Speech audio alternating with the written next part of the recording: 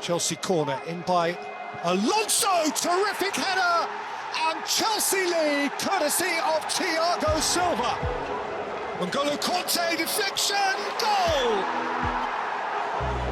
Werner and Rudiger scores!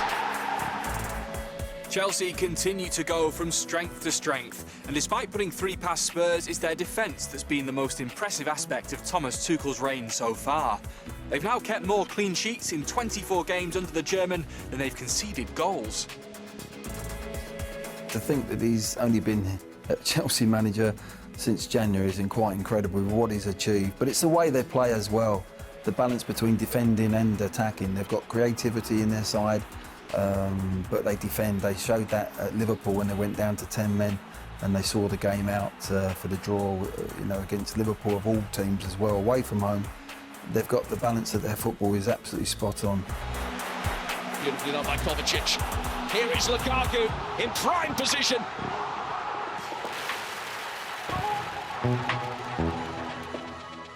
At the heart of the Chelsea midfield, Mateo Kovacic has been key to helping link defence and attack.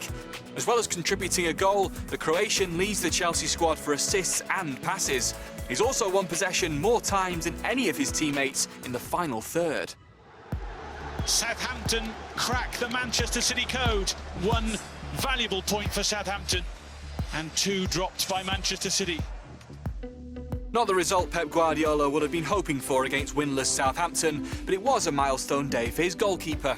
On his 150th Premier League appearance, Ederson kept his 75th clean sheet. Only 2 keepers have managed more after the same number of games. It was at the other end of the pitch where the problems occurred.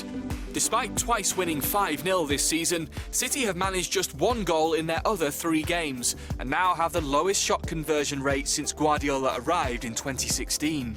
So having held back on making sweeping changes so far, is rotation now imminent?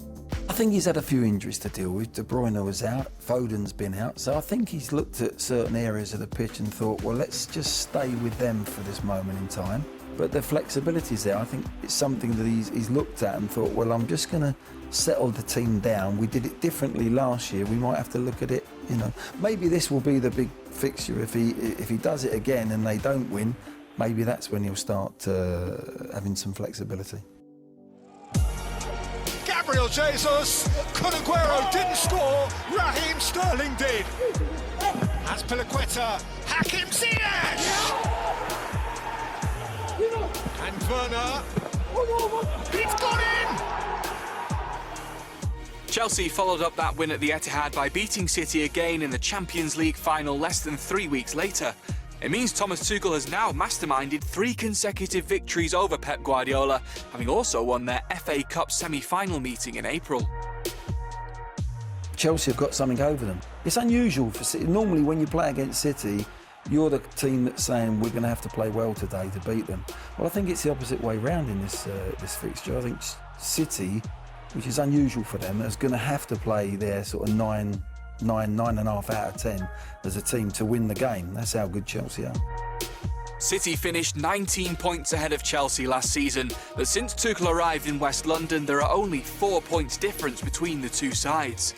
Both have the chance to send out a signal to the rest of the league this weekend, but who will come out on top?